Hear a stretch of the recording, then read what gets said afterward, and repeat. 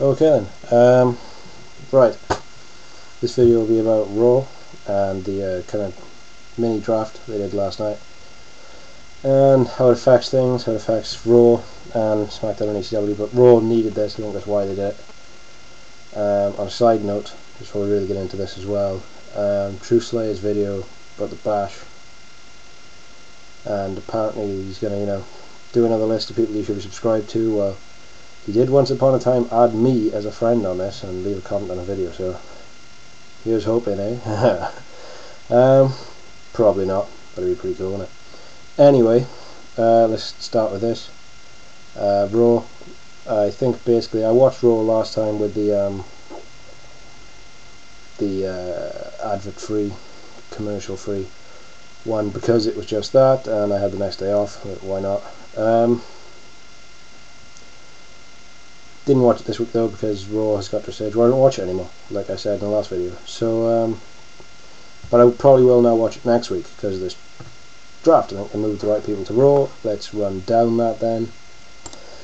Okay, first up, Alicia Fox is there. Well, I like Alicia Fox, so if I can watch her on my TV instead, I usually watch SmackDown on the PC. So if I can watch her on my TV, that's all the better. Gail Kim, I just think it'd be cool if she's the first woman to win the TNA Women's and Diva title. All three of them, that'd be pretty cool. Not that WWE would mention it, but I just think it'd be pretty cool. Mark Henry, no, I didn't see Raw, so I don't know what's up with him beating Orton. But my only fear for him would be is if they're going to like half push him now, what happens when that ends? Because they've moved Goldust off Raw. So what happens with Hornswoggle? Maybe they attach Mark Henry to him as another comedy character. They used Mark Henry as a comedy character before. Hopefully not, but I do think he's a good fit on Raw. Better fit than he was in ECW. We'll see with him. I don't think he'd be a major. They might do something now, but I don't think he'd be a major component of the show. Two guys that I think can be though are Jack Swagger and Evan Bourne. We'll talk about them. Jack Swagger first. I think definitely the US title was made for him. All American, can do a whole thing about how that title means so much to him, for him to be champion of America again. I just think, he's not the best on promos, but if you can cut a little mini promo on that, about why that title is so important, and really put it on a pedestal, because Michael Hayes has made the Intercontinental title look important again with relative ease, and I just think if they can do that now on Raw with the US title, then things will be looking up. I think get the title on Swagger, in my opinion. Let him have it for like 4 months. He's not a main event guy yet. I think he will be eventually. He's got a star power, star quality to him, but not yet. Needs a little bit of time with that. Give him like 4 months with that to hone himself up. 4 months would be a long title reign these days, so let him have that, and then when Evan Bourne beats him for it, people get all excited. As far as Evan Bourne goes, not a main event guy now, too early to be. Most people probably say he'll never be a main event guy because he's pretty small.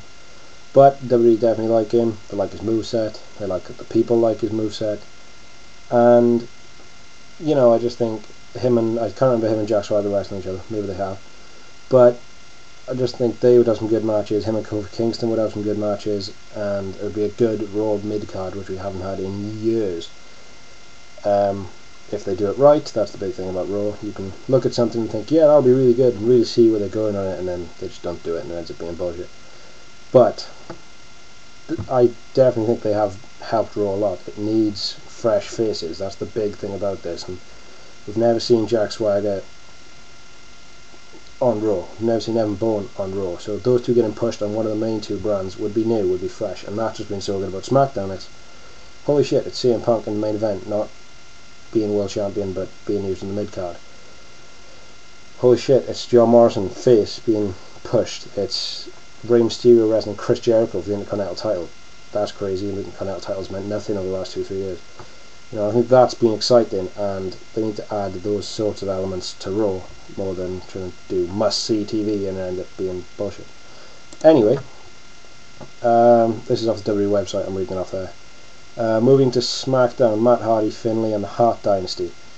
Finlay, don't think it'll change a lot, him being on SmackDown.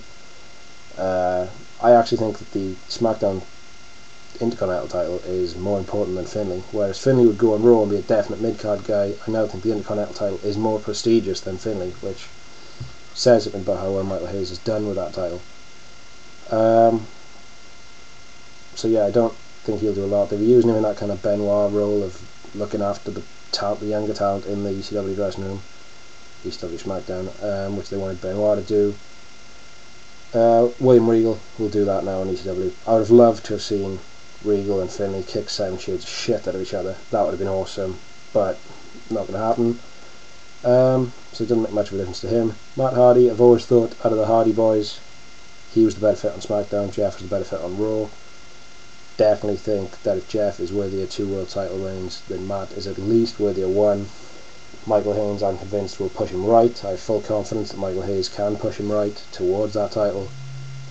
Apparently he's injured again though, so hopefully he'll get over that pretty quickly, and we'll move on from there. Yeah, I think he's due a break, and I think he's more likely to get on SmackDown than he is on Raw. The Hart Dynasty, like I said, I think they're awesome right now, there's no two ways about that. 99 Hart has proved herself as the mouthpiece of the group, but I do think it's cool her being on a brand with a women's title, because she's probably the best wrestler, or one of the best women's wrestlers. As far as Harry and TJ, Tyson and David Hart Smith go, they're a good tag team, a really good tag team, and I think with Edge and Jericho getting the belts, and that elevates the tag team titles. And the tag team titles are important. I definitely think the Hart Dynasty need to be going after them. That'll help them get over.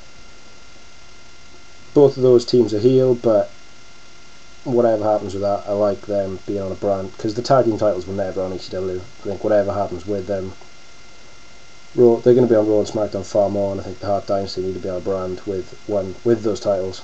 Not that the titles aren't supposed to be on all the brands, but like I said, they're only ever going to be on Raw and SmackDown, really. I think it's more important for them to be on one of those shows. So yeah, I predict big things, because like there's a youth movement on SmackDown, if you will, a lot of young people, and they were kind of passed by on it. They were on ECW, but I think they can get into that now. ECW, William Regal, the Bellas, Goldust, and Shelton Benjamin. The only one worth talking about is Shelton Benjamin. Regal will do what Finlay did. Benjamin, though, maybe last chance for Shelton Benjamin now, if he ever wants to be world champion, is go on ECW, get over, get the title, and then maybe you can come back and be the world champion somewhere else. He'll take Jack Swagger's role as the head heel there, and it's better for him being there than losing to R-Truth on SmackDown. He needs to get the title this time. I think him and Christian will have some good matches. There's not a lot of young guys for him to not hold down, not that he does that, but there's not going to be younger guys there. Do you think they should be getting pushed instead of Shelton? There's nothing, there ain't no stopping him on ECW.